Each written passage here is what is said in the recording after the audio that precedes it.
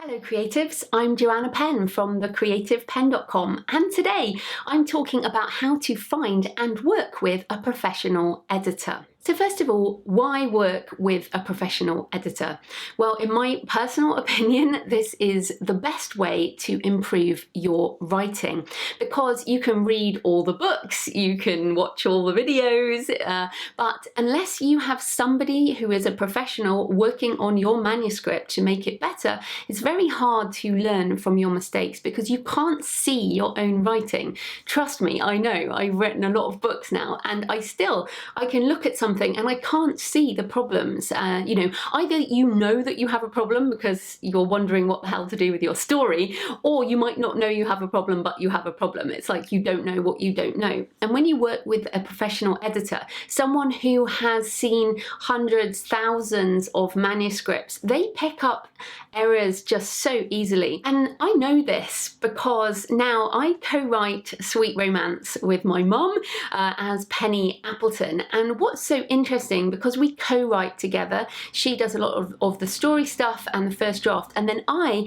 do that second pass. And what's so fascinating is I can see the errors in her writing that I can't see in my own writing.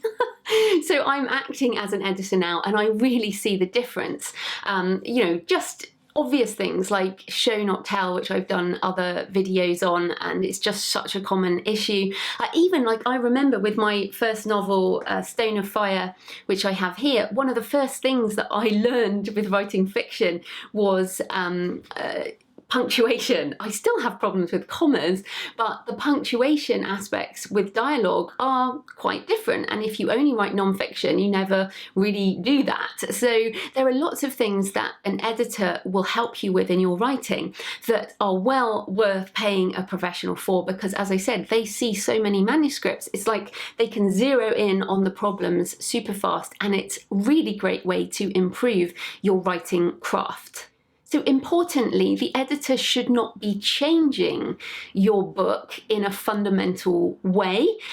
They will give advice depending on the type of editor, and I'll come to that in a minute. But the main point of an editor is to take your mess and help you turn it into a finished product. They should not try and make it into a different book. And this is why choosing your editor is so important, choosing the right editor. So if you've written a fast-paced vampire post-apocalyptic thriller, don't hire a literary editor who works, with prize-winning literary fiction or poetry, because they're going to have a completely different idea about what makes a good book. And what you want is someone to help you make the best book that your book is.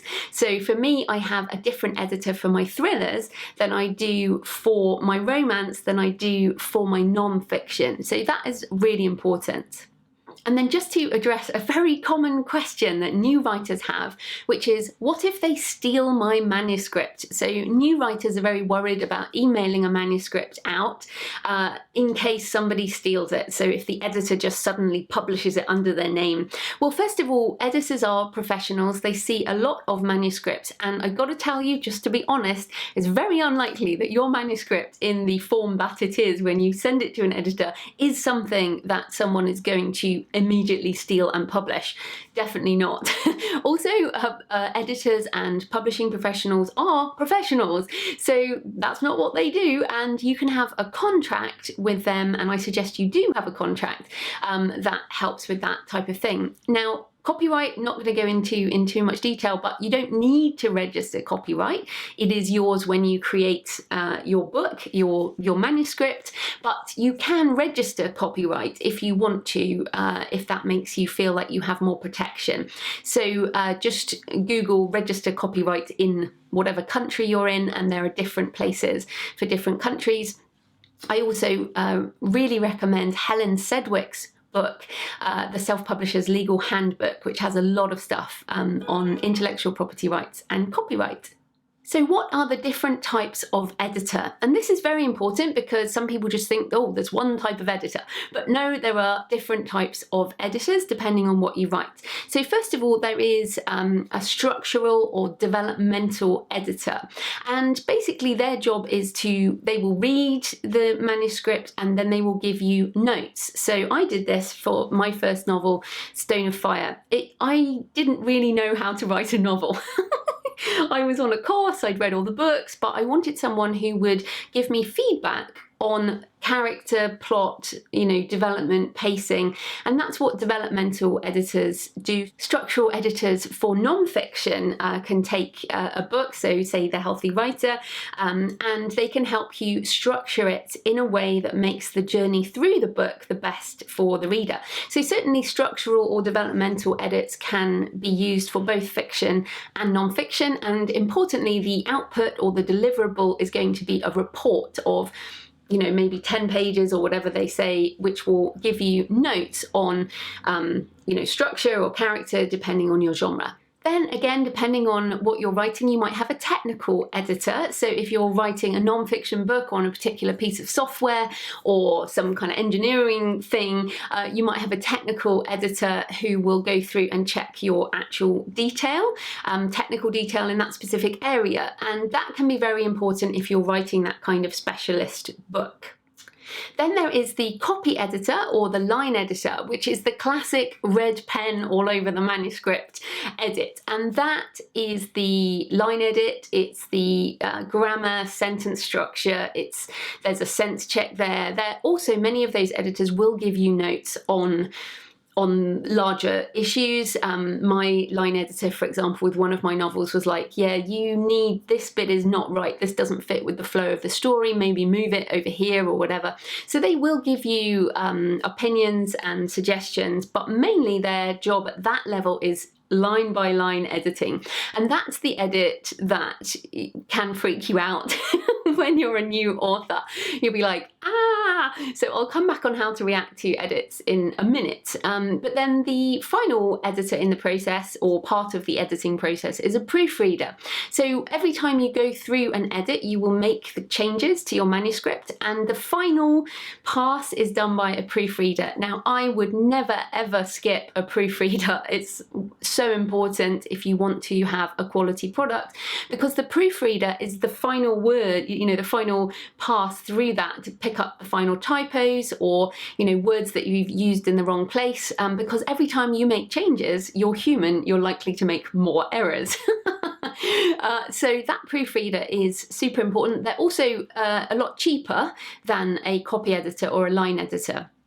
So this is important too. The different types of editors will cost different rates depending on their experience, what type of edit they're doing, and also how long your book is. This is really important. Clearly, if you have a 150,000 word first novel, it's going to cost you more than if you have a short non-fiction book of, say, 25,000 words. So those different types of books will require different amounts of edits. So you certainly don't need all those editors for every single book. But the point is that there are different types of editors for different types of books and projects. So you need to choose the best ones for you. I don't use structural editors anymore for my novels.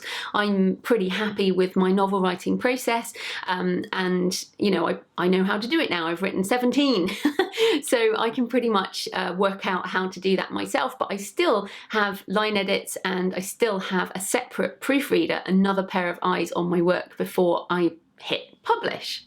So what about beta readers? Because they are talked about quite a lot in the author community. And of course, if you can't afford a professional editor, some people are using beta readers as editors. I think that can be dangerous because beta readers are reading from a reader's perspective, and that is very different to a writer's perspective. So a reader will get so caught up, hopefully, in how amazing your book is that they won't notice that your punctuation is wrong, and they will be fine, but then later on you might get reviews that say, what the hell with your book.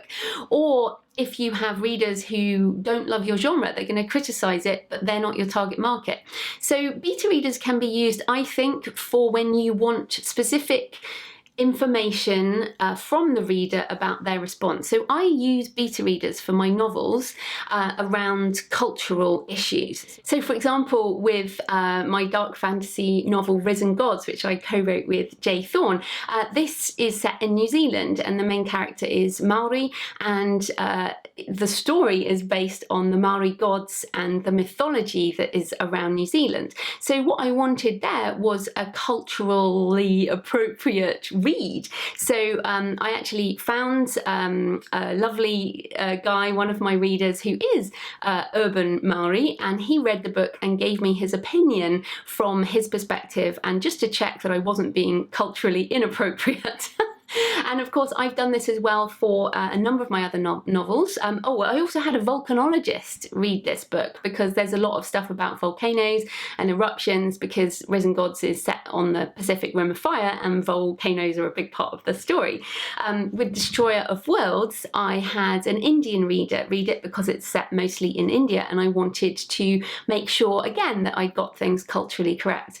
With my non-fiction, so with The Healthy Writer, for example, we had medical professionals read the book and just check that we hadn't got anything technically wrong. And yeah, so you can use beta readers in different ways to help you finesse the book, but I don't suggest you expect beta readers to do the job of an editor. They are quite different things. So how do you find an appropriate editor? Well, one really good thing is, of course, to look in the back of books. So again, at the back of all my books, I put the professionals who I work with. So if you buy people's books, you can have a look at that. And if you're reading heavily in the genre you're writing, you should be able to see that in the acknowledgements. Also, you can go to different authors' websites. They will often mention and credit their editors, cover designers, etc. there. The next thing you can do, of course, if you belong to writers groups, is ask for personal recommendations. And I also have a list at thecreativepenn.com/editors. And the people on that list have been recommended by my community. I obviously haven't used them all, although I do list out some of the editors I've used. And essentially, you can go to that list and go through and have a look, see how much people cost. Some of them will do a test edit, so you can send a chapter, because remember, the editor is a professional and they might not want to work on your manuscript. So very important to find someone who loves your genre.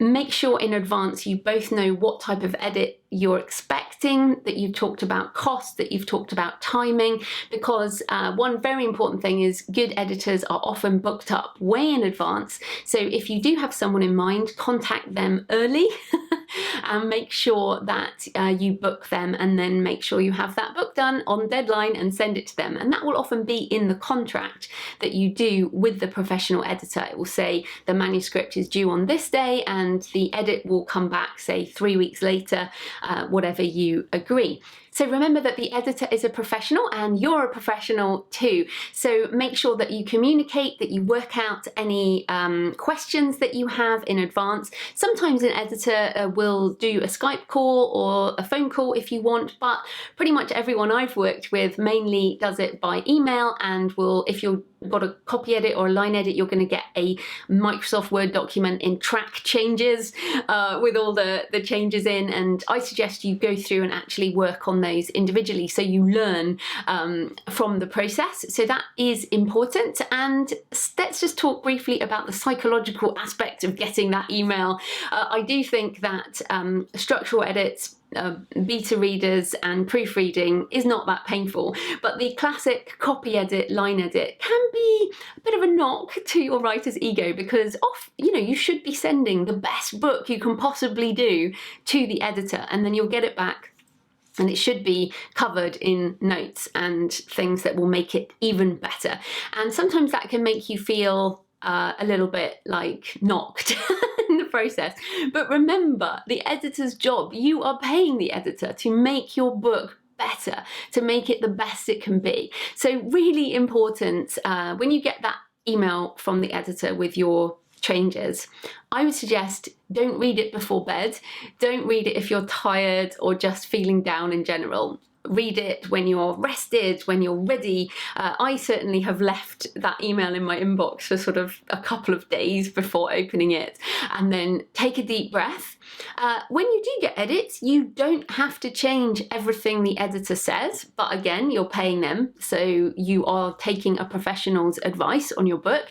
I'll probably make 90% of the changes that my editor or proofreader or whatever will give me, and I'm generally happy with that. There are some things I'll stick on, but yeah, 90% I think, you know, I'm paying them to make my book better, so of course I want their feedback. So that's the way to think of it if you are struggling with some editorial. I mean, obviously if they're saying this should not be a vampire romance, this should actually be you know, a completely different type of book, then that's not good. But generally, I've found the editors to be wonderfully professional. I think they're amazing. They make my books better. They'll definitely make your books better. So go check out the list at thecreativepenn.com/editors, and I hope you find a brilliant editor to work with who will make your book the best it can be. Okay, so any comments or questions, please do leave below, and I'll be back soon with another video. So happy writing, and I'll see you next time.